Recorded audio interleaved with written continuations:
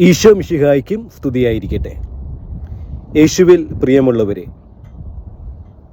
ശരിക്കും ഇന്ന് നമ്മളെ നോമ്പുകാലം 24-ാം ദിവസത്തിലേക്ക് കടക്കുകയാണ്. ചില തെറ്റുകൾ അല്ലെങ്കിൽ തെറ്റിദ്ധാരണകൾ തിരുത്തിപ്പോകുന്നത് വളരെ നല്ലതാണ്. ആഗോള കത്തോലിക്ക സഭ യേശുക്രിസ്തുവിൻ്റെ പെസഹ, ദുഃഖവെള്ളി, ഈസ്റ്റർ എന്നിവ ഉൾപ്പെടുന്ന പെസഹ ത്രിദിനത്തിൻ്റെ ഒരുക്കമായി ശാരബുധൻ, അതായത് വിഭൂതി ബുധൻ മുതൽ ഈസ്റ്ററിന് തൊട്ട് മുമ്പുള്ള ദുഃഖ ശനി വരെയുള്ള ദിവസങ്ങൾ പ്രാർത്ഥനയുടെ ഒരുക്കത്തിൻ്റെ ദിവസമായി, നോമ്പ് ദിവസമായി, നോമ്പ് കാലമായി കരുതുന്നു. ശരിക്കും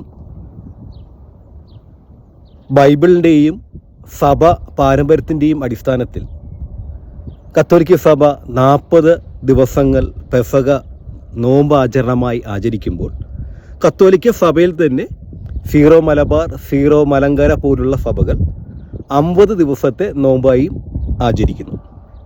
വിഭൂതി ബുധൻ മുതൽ ദുഃഖ ശനി വരെയുള്ള, ഈസ്റ്ററിന് മുമ്പും ദുഃഖവെള്ളിക്ക് ശേഷം വരുന്ന ശനി വരെയുള്ള ദിവസങ്ങൾ കറക്റ്റ് കണക്ക് കൂട്ടുമ്പോൾ നമുക്ക് 46 ദിവസങ്ങൾ കാണാൻ സാധിക്കും. എന്തുകൊണ്ടാണ് 46 ദിവസങ്ങൾ വരികയും എന്നാൽ 40 നോമ്പെന്ന് പറയുകയും ചെയ്യുക?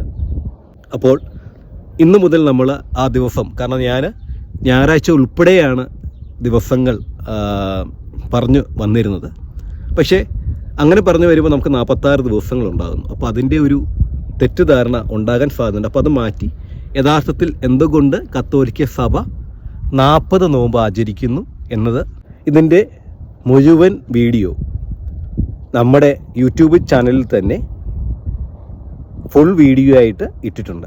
അപ്പോൾ അതും കൂടെ നിങ്ങൾ കാണുക.